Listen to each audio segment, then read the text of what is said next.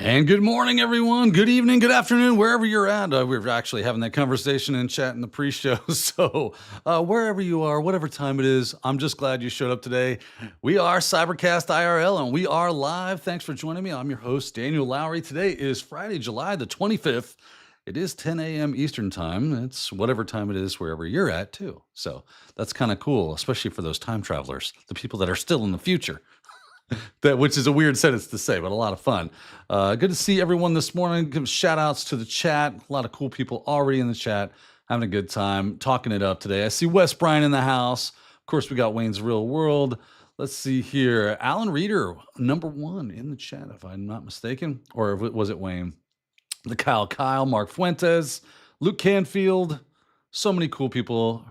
Relinquo, get out there, ride that bike, right? Yeah, we do have some lively conversation, a lot of greetings and well wishes, and just rando stuff that we talk about in the chat before the show gets in here. We're usually hanging out about 15, 20 minutes before the show gets started. So if you want to be a part of that, you can jump on over, jump in the chat. We do get active. That said, this is CyberCast IRL, and if it is your first time, please let us know. I'm a newbie here. That way we can give you a very warm welcome. We're always glad to have you. I know your time is precious, so I'm very appreciative that you decided to spend it with us. And hopefully we can get you some good information. We can talk some cyber stuff, because that's what this show is all about. Talking cybersecurity, kind of putting things out there. And hot takes are welcome. You're allowed to not like something. You're allowed to have your opinion. It's a very cool thing. So I think it's good for conversation. It's good to get fresh perspective. So thank you, everyone, for joining us today. If you are new, let me do this because it makes things easier. Since this is kind of a Q&A or AMA, as well as just a conversation, if you want to get my attention, the best thing you can do is to do what we see. Oh, I can't even see it here. There we go. Like what Steve Young did right there. He says, "Good morning, Daniel Lauer." Well, good morning to you, Steve Young. Glad to have you in the chat this morning, as always. I see a couple of names I don't recognize. Like, I think I've seen Noah Grayson in here before, but this name right here, Plexitron 6, new to me. Good to see you, CJ. Silver Wraith, I think that's a new name that I have not seen. But very cool. Good to have everyone this morning. But that's what you need to do. Just make sure you @ my name, just like Steve did here. And you notice how that shows up nice and bold and red with the little background. And that really kind of pops out. I'll try to remember to tell you that throughout here, to just as a reminder, because I know I'm not really good at remembering that. It just helps me to try to see when you're trying to get my attention. If I do miss it, which will happen. Okay, so do not be offended. We do have Wayne's Real World in the chat, and he acts as our official, unofficial moderator. He tries to see what's going on, and if I am missing something, he tries to bring it to my attention. So if I'm not seeing it, maybe hit up Wayne, and Wayne will try to get it to me. He did say that he's having some spotty internet today, so some grace would be a wonderful thing for today's IRL. But that said, let me get this out of the way, get this back to where I can easily read it, because I like being able to read what you guys put out there. And then we will get started today. And of course, a CyberCast IRL just isn't a thing until we do a proper beginning to the show. We greet the new people, we greet the chat, we give you a little insights on what this is all about. But of course, we have to do the one thing that makes us all happier than pigs in slop, which is the morning pour. Good folks, we got the Lord's Camo Cup out today. And today's CyberCast IRL will be fueled by none other than Peachy Monster, right? I think it's Peachy Keen, Ultra Peachy Keen. Haven't had a peach in a while, and it's summertime. It's been super hot lately, and I feel like this is going to go down nicely. This is really going to be a good pour today. So a little ASMR for you this morning. Let's get the microphone tilted just right. Let's get this thing, or let's get the crack out of the way, right? Got to get the crack. Oh, I missed it. There it is. Booyah. All right. Hearing a little fizz there already. But here we go. Let's get that pour started, shall we? Booyah. Oh, I can smell it.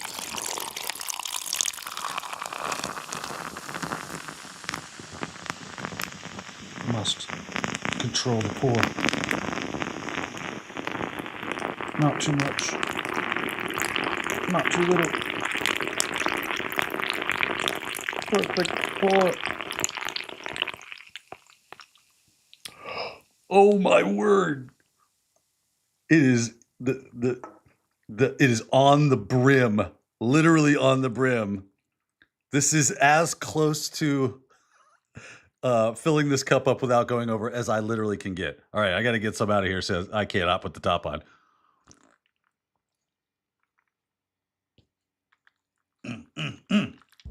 Let's go. That's what's up. Dang, that is tasty. This might be my favorite. Like, I go back and forth between this and the grape.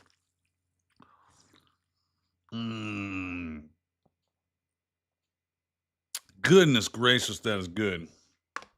Man, put the lid on so I don't spill it. That's right. To the last drop. You nailed it. Well, that is enjoyable. That is a pleasurable concoction built by the good folks over at Monster. So thank you, Monster Energy, for making such a delicious thing. We did was it last week that we did the grape versus grape? I don't know what's happening at Ghost, but they just can't make it happen. I mean, they've strike two, right? Whereas Monster delivers. Like, we should just change their name to USPS or Amazon. Yeah, I guess that's more relevant nowadays. We should change their name to Amazon because they deliver daily. All monsters are good. Wayne's Real World says, just say all monsters are good. All right, now I'm feeling good. I got my tackling fuel in me. I'm ready to fire off now. I'm ready to go. Let's get into this chat and see what's up. What is thinking up? You know what I could do? Well, it just makes it difficult. It looks like I'm staring at my screen. You guys can see the chat.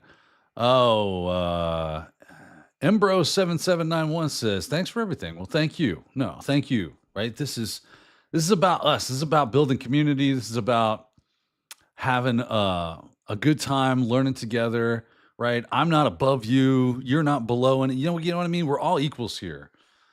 And everybody's got great perspectives and takes and information that we can share with each other. And that's why I do this. This is why this is fun. Blood, Sweat, and Rage says, good morning, boss. Glad to make it to the stream. We're glad to have you, man. Yeah, dab. That's what's up. Dab emoji. That's funny. Throwback. David Toohey says, what do you think of Measure Up for pre-exam tests? Do you think their questions reflect actual question from exams like the CCNA, for example? Measure Up's been around for a long time, and a lot of people use them and have had a lot of success with them. I've used them in the past for my own exams back when I had the Flintstones as my exam proctor. I don't know. I think I've got a weird love-hate relationship with exam questions because they don't, in my experience, they haven't been very similar to what I get when I go sit an exam, right? And that's a weird thing to say too, because they're similar in the content that they're trying to test you on, but not similar in the way they give you the exam, right? I've always said, like, so many exams I've taken, like CCNA and CompTIA stuff and Microsoft Certs and EC Council and all these others, a lot of them, and it's because, oh man, you got me on a tirade now. You got me going through, I haven't had to think about this stuff in a while. Now you got me. You got the brain cooking. So the practice exams are probably better exams. I got to be honest with you. Like to judge whether or not you know something. These certification exams tend to be let's have some fun.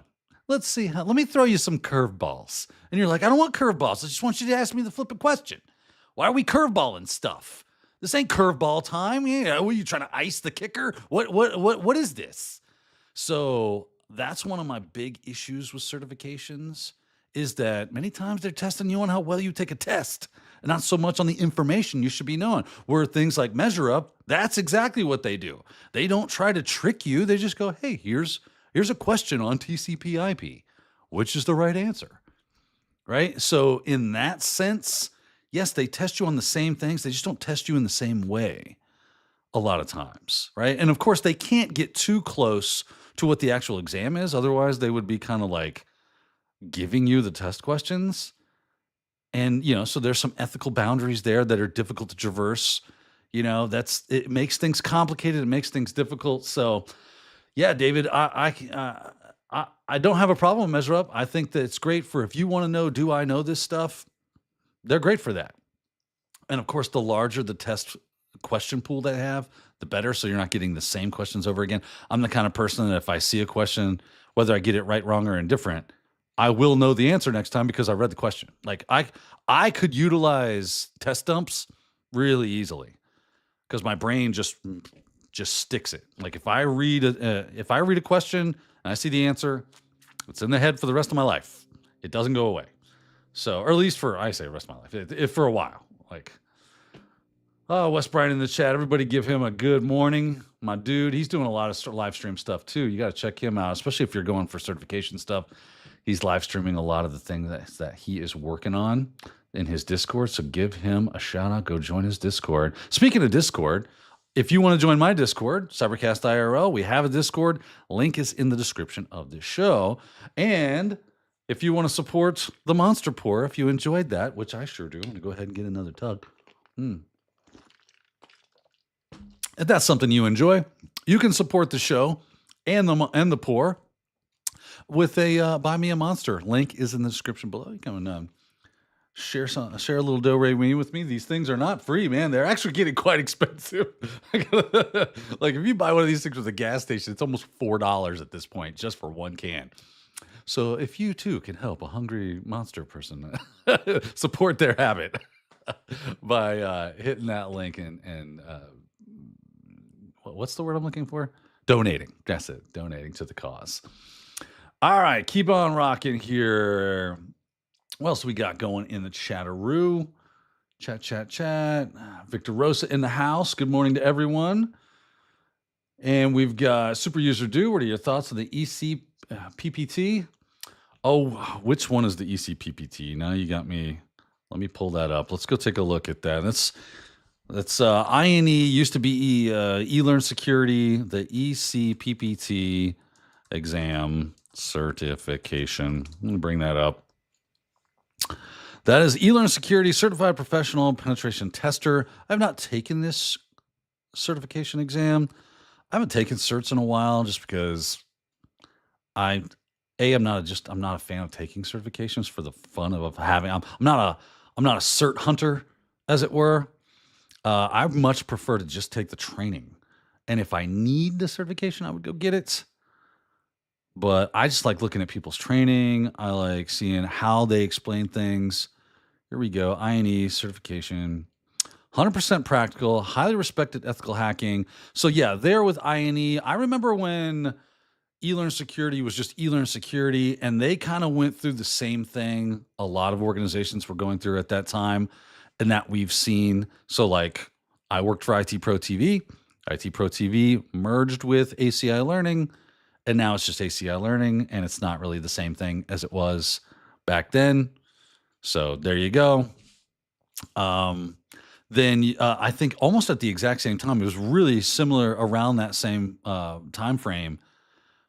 llmsecurity merged with INE, then INE kind of took over, even though they still call themselves llmsecurity. I think llmsecurity is kind of their certification side of things, but they are the same company. They are a merged organization at this point. And yeah, so I took their EJPT back in the day. I did really like the exam. I would probably like this exam if they kind of go along the same lines. I'm not showing you this. You guys got to tell me that. Hey, we're not seeing your screen, Daniel. Daniel, you're a crazy person. But let's see here. Let's just look and see what they test on here. Let's start at the top here. So 100% practical, highly respected, ethical hacking. I would say that's a true statement, right? Like, I haven't met too many people that were like, I took the eCPPT or I took any llmsecurity certification and was like, I didn't like it. I think it was junk. So that's a good thing. It's got a decent rep.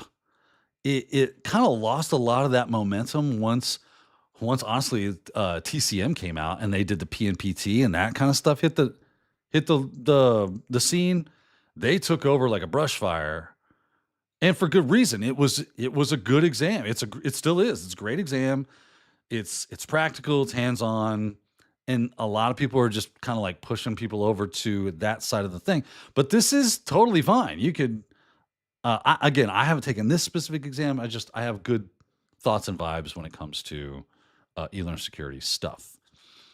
So the exam, certificate professional, blah, blah, blah, is a practical hands-on certification. You've already said that, so get on with it. About the exam. Certification exam assesses and validates that the individual has the knowledge, skills, and ability required to fulfill the role of a modern pen tester, doing exploitation, initial access, Active Directory pen testing, web app pen testing. This exam is designed to be the next step in red team certifications for security. Successful candidates will have hands-on experience to demonstrate the mastery in the real world and continue their journey taking INE security web application. Cool. So that will, I'm guessing that will be the next one, is the EWPT after this. A lot of these companies that kind of do these like stair steps, like a journey of you start here with this certification, then you move to that certification, then you move to that certification. Here's the domain objectives. Information gathering and reconnaissance, which is 10%. Initial access is 15%. And this is all like, how do you judge that? Again, if this is a hands-on, are they doing like they did with EJPT, where it was kind of like a scavenger hunt? Anyone attempting the certification? Yeah. Well, if you got your eCPPT, jump in the chat and let us know what you think about that. How'd you like it? What were your pros and cons, thoughts, and experiences on that? So there you go. I do not have a huge amount of experience with that specific exam, but it does look interesting, and you can look for it in job postings. So maybe that job or that cert specifically would apply to that specific job post, or it can be used in lieu of something they are looking for. They say, oh, if you have your Pentest Plus or CEH or OSCP or similar, or GPen or whatever the case is. And a lot of times nowadays they'll say, or similar relevant certification, right? Or comparable certification. That would be that. That would be something you could go, oh, I do have a comparable cert in that space. And I didn't look at pricing or anything, but that also does play a big role. Actually, how much pricing and plans? Is that what I want? Or do they have the price here? See, I don't like it when they don't just throw it out there. So here's the process. Shop certification vouchers. It should just be right here on the page, man. Okay, what do we get with this? Okay, this $750 gives you the entire content library. Okay, that's a different story. Okay. But do you get certification, EMAPS, EWPTX? Here we go, CPPT. So you get 3 months of premium. So you get their course library for 3 months and a voucher for eCPPT. Looks like it's going to run you $600 US. Okay. I think the current going rate for something like PNPT or whatever is probably like $300 or $400.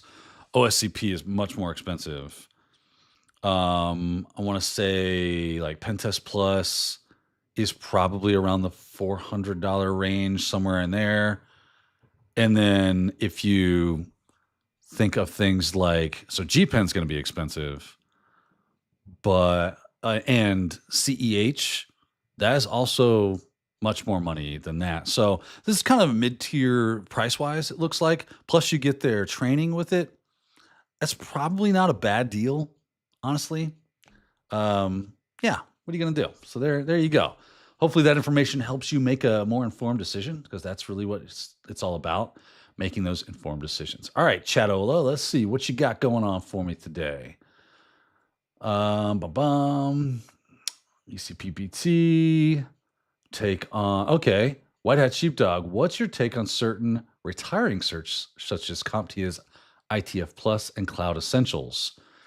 Honestly, Wes Bryan should probably ring in the chat on that. Wes, if you would throw something in the chat on things on because really that's his expertise. That's his wheelhouse. I've never taken Cloud Essentials or ITF Plus. I've never even studied for. I've never even really looked at it, so I don't have a big opinion on that either. I just want to get you guys skilled up. And it does bring up a really good question. I should probably get back into that a bit. So I'm glad this is a part of our conversation today, is focusing on certifications, their relevancy, who's got the best one. And to me, so I'm really into knives, right? I got knives all over the place. I got one right here, right? I have a collection. I like them. And one of the things I learned as I got into knives, because the first thing you start to ask as you get into something is, what's the best? Right? Is it the Sabenza? Is it a zero tolerance? Is it Benchmade? Is it something bigger? Is it like a bodega or is it whatever? This is all knife stuff. And the answer you start getting back is best for what, right? Because each certification, each certifying body, each have their own reputation and their use case for their cert. And there is a lot of overlap. So just like with knives, right? All knives are a tool for cutting things. Okay, I need to cut paper. I need to cut boxes. I need to, I'm going out to the woods to do bushcrafting things. Maybe my little slip joint folder here, probably not going to be the best at going out into the woods and processing wood and meat and starting fires and doing all that stuff. Not that it can't do that, but it's not the best for that task. So you got to start asking yourself, okay, well, what is my task at hand and what has the most weight for doing that task? What is the best for that task? That's really how you got to think about it when you start spending your money on certs. What is the relevancy in this space? So if I want to be a pen tester, what holds the most weight in the pen testing space? Right now, it's probably still OSCP. It just is what it is. PNPT got a lot of weights coming up, right? It's really been a good contender. You also have things like CAPE and, of course, the PT1, I think it is from, is it TryHackMe? New certs coming out all the time.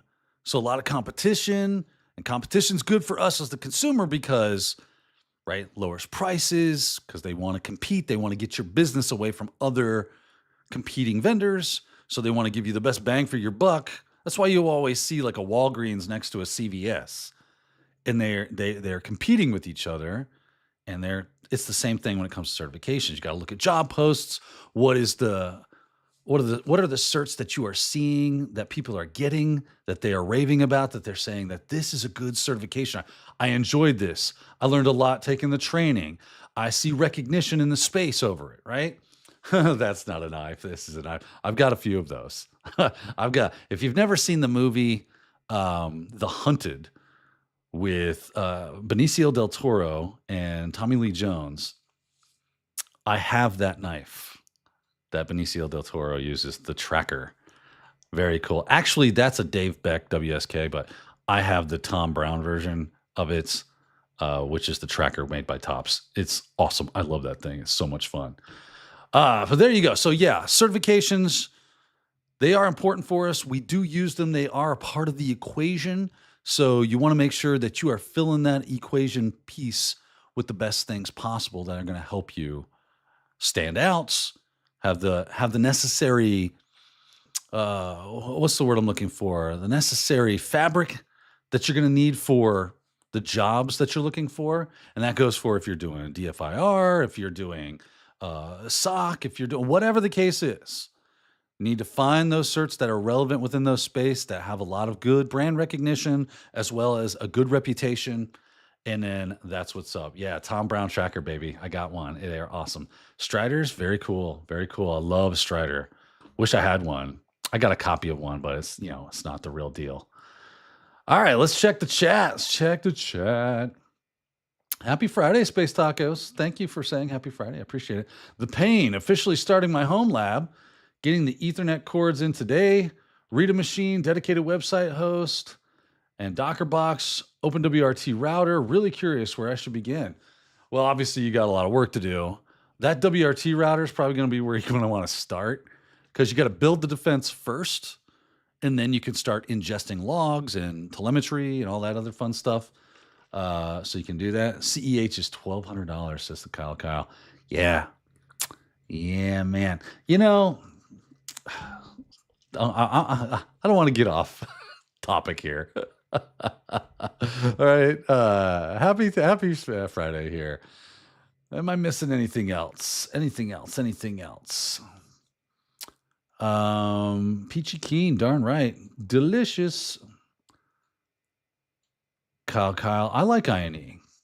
Yeah, I don't have anything bad to say about INE, honestly.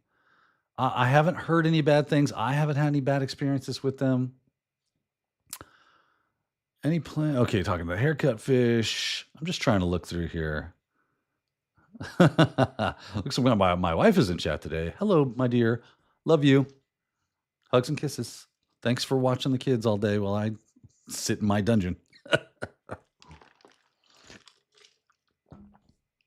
And plus, she does a lot of great stuff. Like, she's a homeschool mom. She's teaching now 3 children.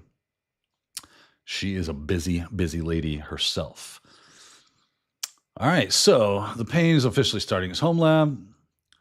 Get it worked up, man. Yeah, anybody that's got some advice for the Pain, throw it in chat where you think he should start and get those things rocking and rolling. Word on the street is Elastic is the way to go for your SIM or SIEM. Is it SIM or SIEM? I always want to say SIEM because it's like IE and believe. E, right? So, but I'm sure there's other ways to do it as well. It's probably a tomato thing, and I've just started a religious war, but let the heretic burning begin, right? Oh, Victor Rosa says, what are your thoughts on GRC in general? I have been working on adopting a framework. I picked NIST. You could definitely do worse than NIST. NIST is a great framework to start off with because it's government, right? Man, I wish Jerry was in the house because I don't do GRC. I don't care. I just like hacking things. That's really my passion is doing hands-on keyboard exploitation, recon, that kind of stuff because I get the dopamine hit from that. Now I've moved further up the ladder into really diving into the red team side of things of C2 frameworks, maldev, exploit development. I had Jacob Swinzinski on After Dark this week, and man, that was a fun conversation. He's 25 and dude is a senior exploit developer for Dark Wolf Solutions, right? He started out when he was like doing gaming at 15, moved into doing pen testing right out of college for Northrop Grumman, then got into, he was always chasing the next hard thing. And I applauded him for that. And I would applaud you for that. I love seeing like Raymond, the Pain talking about building his home lab. This is the kind of stuff that's awesome, right? You got to lean into the hard things in cyber, and that's what makes you awesome at it, right? That's what's going to really set you apart. It's going to stick you up head and shoulders. You're always leaning into the difficult things. That does bring up something that came up in Jawjacking Day, which was OT stuff. Kathy was talking about how she was surprised to see how many threat groups go after water. And that's critical infrastructure. And I'm like, I don't see a lot of people talking about building OT home labs and, buying some PLCs off of eBay or whatever, or building a virtual OT home lab. So I've made a note for myself to kind of start to gather resources for that because I think it's getting slept on, and obviously we need some help in that area. So if you know anything, reach out to, if you're in Discord, I'll probably make a channel for that.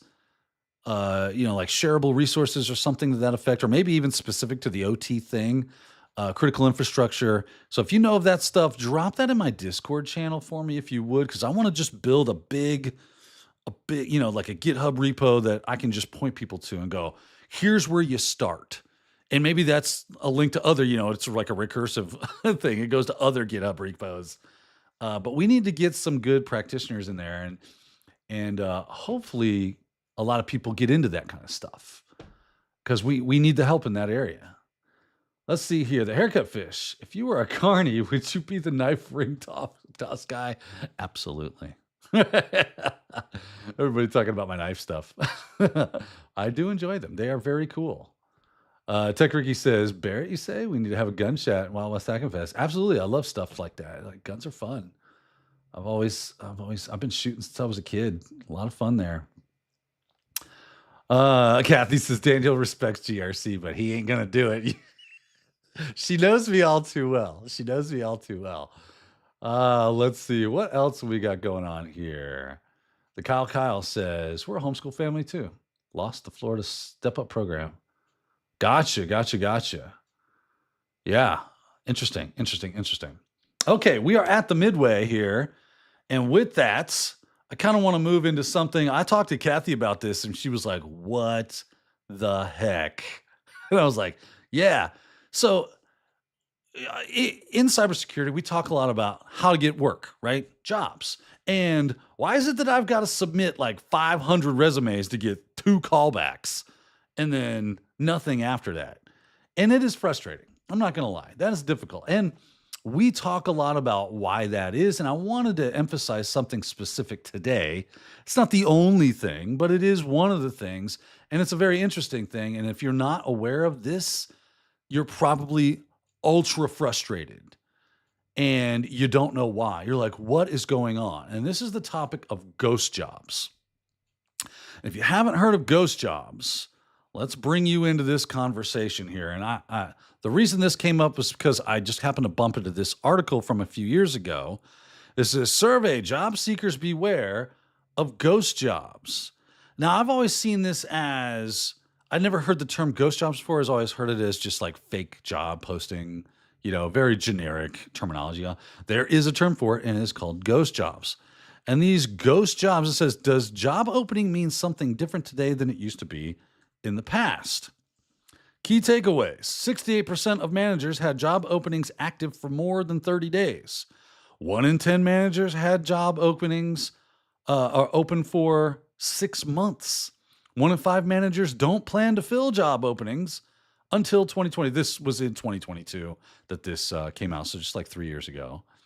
50% of managers keep job postings open because they're always open to new people. Wasn't that nice?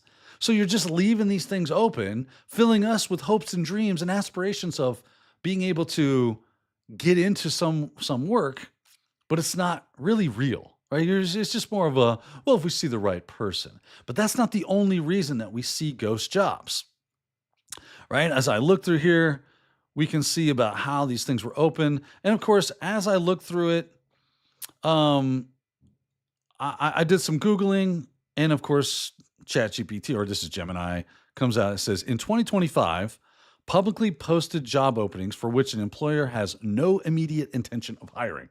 So that is the working definition of a ghost job. They've become increasingly prevalent, with some estimates suggesting that they constitute a significant portion of all job postings. That sucks. What the heck? Right? Like, that should not be how this works.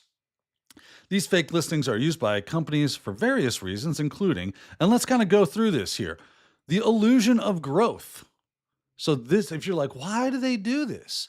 Some companies are like, well, if I make a bunch of job postings, it will key to other organizations and possible investors that we are in a growth phase because I'm hiring. The only reason I'd be hiring is because we're growing and I need the people to do the work. And it's all bull. It's all baloney. It's not real. And honestly, as I was researching this, this ain't like something new. This is something that has been done throughout the years, from many years back to when, like, turn of the century kind of thing. And I don't mean this century. I mean the last century, from right, the 19th to the 20th century kind of thing, late 1800s kind of stuff. So it's not the first time we've seen this. But it does continue to suck. So let's keep going here. So, illusion of growth. They want to appear to be busy and successful when they're not. Resume hoarding. Some employers are collecting resumes for potential future openings, essential building and pipelining of candidates. Wrong-o. Stop doing that junk. Internal policies and benchmarking. Certain policies or a desire to assess the current talent pool may lead to ghost postings, right? Yeah, because a lot of times you'll have I've worked for a company where if we had a job opening, by policy, we had to post that internally first, and then we could post it externally. And most of the time, it never made it past internal job posting before they had the candidate they wanted to hire. But by policy, we still had to post it externally for X amount of time because that was the policy. And so therefore, that stuff would go even though they already had a hire. So that happens. Yeah, I'm seeing the chat bust up here. Luke Canfield saying data collection from resumes. So fun fact, not only are they like pipelining, but they can also be selling your PII. Had Michelle Khan on After Dark, episode 1. Go check that out. He tells you do not put your legit information in your resume because organizations collect that and they sell that to data brokers, right? Gratis, and they never had it. It's the reason they're leaving job posts opening or have no intention of hiring is they're just wanting to gather information that they can sell and make more money off of, right? So just keep that in mind. You might want to start figuring out how can I put the information that they can actually contact me with, but doesn't actually lead to any real information disclosure about my person. Okay? So like IP phone numbers, those Google phone numbers or whatever, that DuckDuckGo email thing that Michelle was talking about. If you didn't see that, you got to go watch that episode. Michelle always has fire stuff about doing OPSEC and OSINT and everything like that. And he did not fail to deliver. So definitely check that episode out if you haven't seen it. But you need to obfuscate some of those things that they can actually get in contact you with them, but doesn't actually give up all your information about your person. Keep that stuff under lock and key if you can. So let's get back to it. What else? Employee motivation tactics. This is a fun one. This one right here just makes me want to, start a couch fire. In some instances, ghost jobs are used to make current employees feel replaceable and encourage them to work harder. Oh, I can just hire somebody else. We don't need you. I've also heard it in the way of where they feel safe in their job, like the inverse of this, and therefore they work hard. They do a good job because they're not worried about their job. They're not out there job seeking or looking to hop because they feel safe in their position because, heck, we're in a hiring phase. I don't have to worry about this job, right? Like we're doing well. Kind of the same thing for investors, but for their employees. So this could go one of two ways. It could motivate an employee by them thinking, holy crap, they could replace me at any moment. Or B, I'm safe. I got nothing to worry about. And then you get the rug pulled out from underneath you. And here comes the layoffs. So leading to frustration and disappointment. Let's see here. Now, the more I did a little research on this, I saw this article. And this was from July 22nd, which was just 3 days ago. New law could end ghost jobs and what seekers can do in the meantime. I will drop this in chat so that you can see this copy. Bada bing, paste that. There you go. Highly recommend you read this article. Looks like lawmakers are going, okay, so this seems like a kind of or a type of fraud almost, especially if you're gathering information. By the way, Luke Canfield also said scammers. I think Luke brought that up, or somebody did. Scammers definitely can do this as well. They can just throw a job posting, you give them information, they use that information for scamming purposes, right? So you got to be really careful. We'll talk about what you can do to avoid ghost job postings in just a second, but looks like the legal end of things might be getting involved. So a new law to end ghost jobs, the future of cybersecurity. It says the rise of ghost jobs have been a real frustration for job seekers. According to a 2024 survey from Resume Builder, 40% of employers admitted to posting job listings with no intentions of filling them. And 30% still leave those listings live. Man, doesn't that, ooh, bro, that just makes me so mad to see this stuff. For job seekers, this means hours of time spent applying for jobs that aren't even real. But it doesn't end there. These ghost jobs are being used to build resume databases, project an image of company growth, or drive traffic to a site, all while leaving applicants in the dark, out in the weeds, out to dry. What's even more troubling is how hiring managers don't see a problem with this practice. Yeah, get me in a ring with them for like 2 minutes. I guarantee I can convince them that this is a problem. 7 out of 10 hiring managers says that they believe ghost job postings can boost morale, productivity, and even revenue for their companies. But for job seekers, the impact is lasting, right? This is what gets us like despairing that it's never going to happen, because the real jobs you end up posting for, let's just go with 40% of them, were not even real. So if you sent out 100 resumes, you really only sent out 60, right? And that's the problem. That's the problem right there. And so now you're having to double your effort. Some of your effort is going to things that are not real, and that's what's frustrating about it. All right, let's get back to it. These phantom listings waste time, create false hope, erode trust. Exactly. I'm seeing people get really like dejected or whatever the word is. They're losing their passion for cyber because they feel like they can't get work in it. And in some cases, because of the contraction in IT and cyber right now, it is tougher. There's no joke. That is a real deal. Those that continue and persevere are probably going to find themselves at the finish line. If you give up, you definitely won't find yourself at the finish line. There's that. I understand that situations are what situations are. You got to put bread on the table. You got to put clothes on backs. You got to put roofs over heads. You got bills to pay, mouths to feed. No doubt. So you got to hustle what you got to hustle.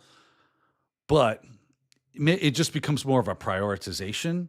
If that work isn't showing itself to be fruitful and you need immediate thing, you do what you got to do, player. You go out there and you find whatever work you can get. Any work is honorable work. So I'll never hold you, you do what you got to do to pay those bills. Legally, of course. Don't get crazy. We have to be like, so Daniel said that I got to do what I got to do. That is not what's going on here. Legally and ethically, do what you got to do to get that money and pay those bills. But don't give up on your passion. Find the free time to continue to pursue it. And hopefully through networking and doing the things and building labs and doing all the stuff that we always recommend that you do, and knowing that ghost jobs are out there and hopefully avoiding wasting your time on that, because even knowing that the fact that they exist is going to help you. And then looking for the telltale signs for that is going to help you as well, so you don't waste your time on that. All right, so ghost jobs, especially common in the industry. They think there's some what can you do stuff in here. And this article actually had some really good stuff. So this is talking about the Truth in Job Advertising Accountability Act. This is a new law that they're trying to get passed. I want to say that this is that. Here is copy pasta to the chats. Paste. So if you want to go check that out, you can bookmark that and take a look through it. Let's get back here. So they're trying to make this illegal, which is, if you're basically defrauding people in some weird way, I obviously you got to read the whole law so you can make sure they're not, also we're going to make sure that X, Y, or Z is thrown in there. I hate when they do that. But here we go. How you can spot ghost jobs. Vague or generic job descriptions. Legitimate job listings typically outline clear responsibilities, required qualifications, and information about the company itself. If the description feels a little vague or overly broad, or it reads like copy-paste or like AI-generated junk, then maybe you want to skip that one, right? Posted to only one platform. Most genuine job openings are shared across multiple platforms because they're really trying to find people. If they're only posting to one thing, or if you find that perfect role that only appears on a third-party job board, but nowhere else, especially at the actual organization's website under their careers or jobs or whatever, then that's not real, right? Repeated listings without explanation. When the same job keeps resurfacing or lingers for weeks without the status update, it's worth questioning it. Entry and mid-level roles in particular tend to fill quickly. Platforms like LinkedIn often display the job duration, and that is another key factor. How long has this job been open? When did this job get posted? So that's the one things that you really need to be focusing on. How long has this job been open? Where's that? how long it's been posted number. Oh, it's been 6 weeks and we're still looking at this? You haven't found the qualified candidate already? At least enough for you haven't gathered enough resumes that you're because I mean, come on. Everybody's posting, everybody's job hunting. I guarantee you got enough resumes in the hopper that you don't need to leave this open for 6, 8, 9, 10 weeks, right? Definitely not months on end. So keep that in mind. Look for that telltale sign. No post application communication. You've submitted. You've said, okay, yeah, I actually did that, and you don't hear anything back. Nothing. No auto response. No nothing. You're like, dang it, ghost job. Unfortunately, that's kind of like after the fact, but at least and you don't have to waste your time and energy anymore on following up because it's probably not real. All right, so there you go. Definitely read these articles, and hopefully that helps. Let me jump into chat here and see what's going on. Let's get your takes on that. I am sure that this is going to be a spicy meatball. BLT says, thanks for talking about this. You're welcome, right? We got to get this out in the open. We got to let people know because, I mean, you might know that it's happening, but you not know properly what's going on. So let's expose the details behind this to everyone, because the more you know, the better, and the more informed you are, the better with information, you're going to do better at spending your time on this, spending your efforts on things. I want you to be informed. Let's see here. The Hacking Lab says it's a big battle job-wise right now for sure. And competitive marketplace, absolutely. You got to rise above the competition, and that's easier said than done. Absolutely it is. It's really difficult to do. Everybody's got something special about them. You got to figure out what that is and highlight it. You got to show that off to those potential employers out there.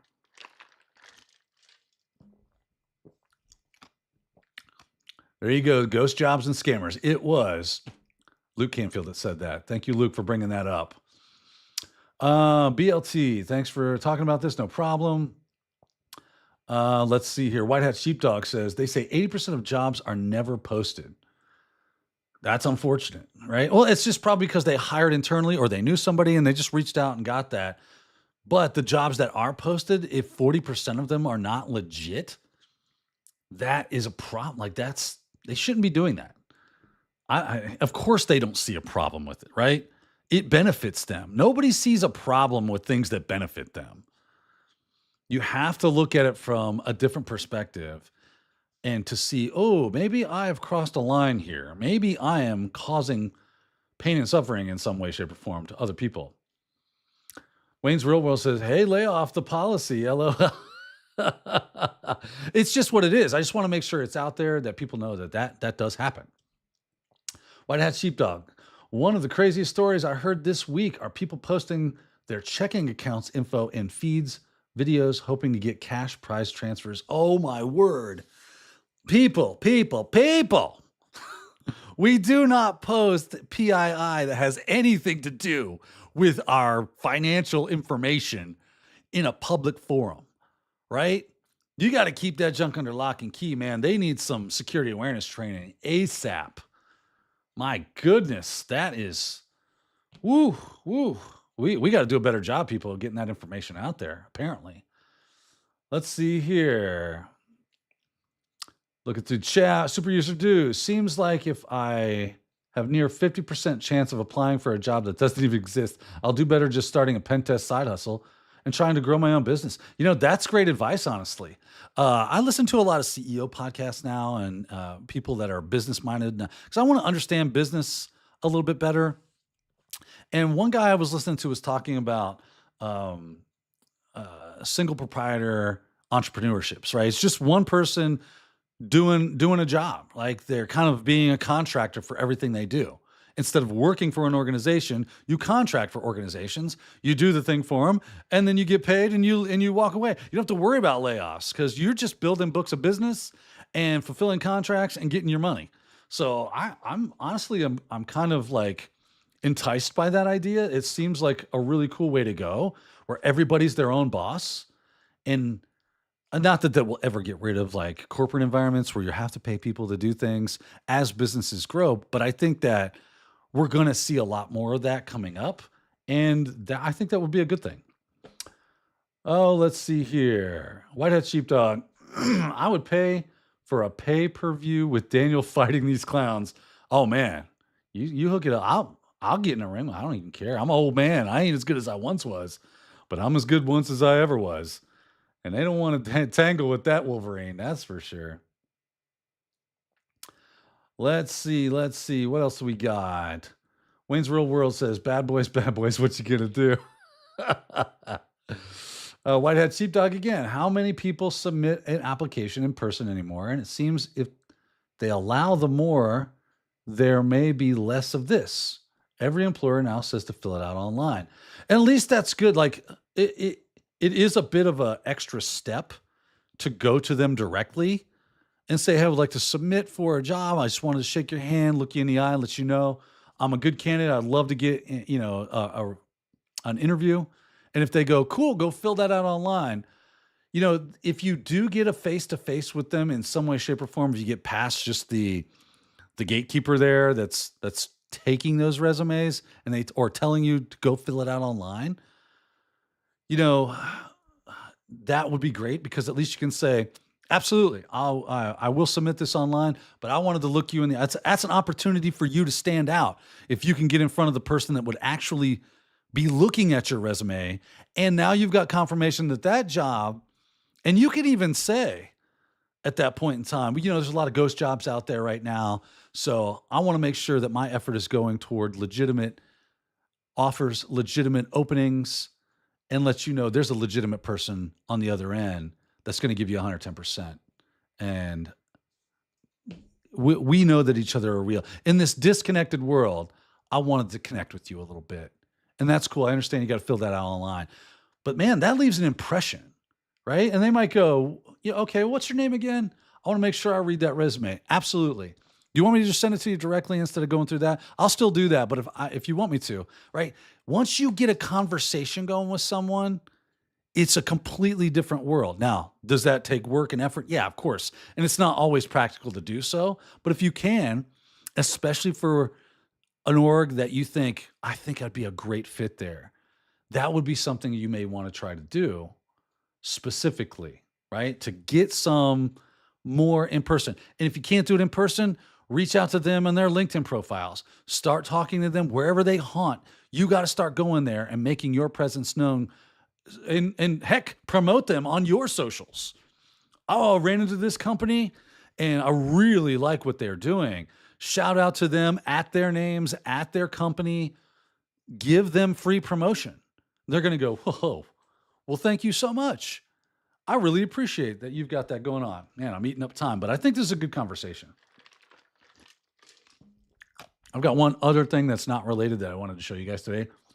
So Outlaw 11 is loving the episode. He's got to head out. Hey, no problem, Outlaw. Have a great weekend. Let's see here. Wayne's Real World says, Wiz asked, what AI skills needed for cyber? Right now, it's agentic stuff, MCP stuff, doing like N8N. I would probably dig into that, automating workflow. For cyber, and of course, attacks if you're going for the red team side of things. Start learning the AI attacks like prompt injections, hallucinations, all the other fun stuff that goes along with that. Check out my boy, Jason Haddix. He's got a lot of cool stuff on that. You're going to want to check him out to get up to speed. All right. Whew. Man, I went on a tear there. I've got one more thing. I think it's over here. Let me grab that link. Linkage. Where are you? What are we doing? What did I do? Oh, there we go. Yeah. So I got reached out on LinkedIn. Let me copy this. Let me get the page open, paste, and go. Bada bing. Make sure this all works before I bring you in. Here you go. The just a fun thing and like a cool thing. And I thought, yeah, I will totally mention this on CyberCast IRL. The periodic table of offensive security. Let me drop this in chats. Paste that right there. And this is just a really neat thing. I thought it was cool. A visual reference of 118 essential tools, frameworks, and standards used in offensive security and red teaming, organized like a periodic table.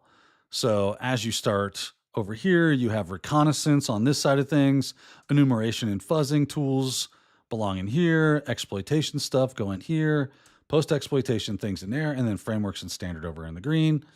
And this is something you could download. They've got a printable PDF. Download printable PDF in light printer friendly mode, and you could just something cool to stick up on your wall. You could laminate this, stick it behind glass, make a big version of it. You could blow it up. It'd be really, really cool. I just thought this was neat, and so I wanted to give this a shout out. I wanted to say his name is Elias Mavropoulos. I believe this is how you pronounce his last name. But there you go. Just a cool little thing. And we like cool things. I got to throw this in my Discord just for fun, fun stuff. You know what I mean? We've got that just for fun channel in there. So very cool thing there. Let's see here. White Hat Sheepdog says, I guess there is a science behind this cyber gig. Yeah. Very, very funny. Very, very funny. Pretty neat. Pretty neat. What else did I have? Do I have other things? If you're interested in my next YouTube video that I'm going to be dropping, I've been playing around with Mythic. As you can see, I've been on a bit of a C2 tear lately. I really enjoy C2s. Mythic has been, wow. Okay, so Mythic, what do we got? Like 4 minutes left to just kind of play around with this. This is one complicated monkey. It's very powerful though. It has a lot of horsepower. It is a bit of a bear to get things working. So I'm going to do a walkthrough on how to install, how to get your agents and your profiles rocking and rolling. So you can, when you come to like this screen right here, I've got a few, or they call them payloads. You got a few profiles, and then working with these things and just kind of how to get things up and running. So this ought to be pretty fun, but because I'm really into C2 and red teamy stuff, this is where I'm at. This is going to be, hopefully I get this filmed tonight. It will be uploaded tomorrow. I have found that uploading on Fridays has been a difficult task to accomplish. So I'm going to move my weekly upload. Hopefully, I'm trying to upload things weekly. I'm trying to do something every week. I don't always hit that measuring stick, but I try. And I'm going to move that to Saturday because then I have more time to get that done, because it's just really hard with 2 live streams now, plus trying to do some pre-recorded stuff, plus all the things I'm doing for anti-siphon. I got a lot. Like I said, I thought I died last night. I slept so hard. I was so tired with all the stuff that I'm working on. But I do it for you. I'm having fun. I also had an idea in Discord. Let me know what you think about this. If you're looking to get into offensive security stuff, especially pen testing, red teaming, reports are the name of the game. And a lot of us don't have enough experience. It's been a hot minute since I've written a report. So that's why I was thinking about this. I'm thinking about making a channel for report review, like peer review for reports. So if you're doing a Try Hack Me box, you're doing a Hack the Box box, you're doing a boot tour, you're doing Vuln Lab, you're doing Pen Tester Lab, you're doing whatever, write a report as if that were a client's, screenshots, annotations, appendices, executive summaries, the whole 9, recommendations. And then I'll have a channel in Discord where you can throw a link for it, and we'll call it like Rate My Report, or peer review, report peer review, or something like that. And then we as a community can come together and go, cool. Oh, I found some spelling errors. Oh, I tried to recreate this. I downloaded that box, or I logged into Vuln Lab and I tried to do this and I was unable to follow your steps. Could you clarify that? That's the kind of stuff that happens in real life land. And then guess what? We're talking about jobs all day. You get to take that information and say, I've been writing reports and having them peer reviewed, because I guarantee it's a great way to stand out, is to put on your resume that I'm writing, I've done a report, I know about reporting, but I do reports regularly for all the home lab stuff, all the Hack the Box, all the Try Hack Me stuff. And here's where you can go and view that information. I have a lot of experience with writing up professional looking and quality reports. And I have people that are probably in their spare time that are pen testers looking at it, giving you advice. So if you are pen testers, please, I would love for you to, if you can, lend your support to that and help the people that are trying to learn how to do that skill, because that's something you typically only really learn on the job. And I want to pull that out of that space. I want to pull that out of that space and make it more of a hands-on thing that we can all do. So there you go. It says, I got a few minutes left before we are at 11 o'clock, but I'll read the chat and see what you guys say about that. I guess there's a science behind this. Yeah. Have a good weekend. Have a good weekend. Yay, going to be a Mythic video. Thank you, the Hacking Lab. Cool. I'm going to follow along with this one. Cool. Go ahead. Awesome.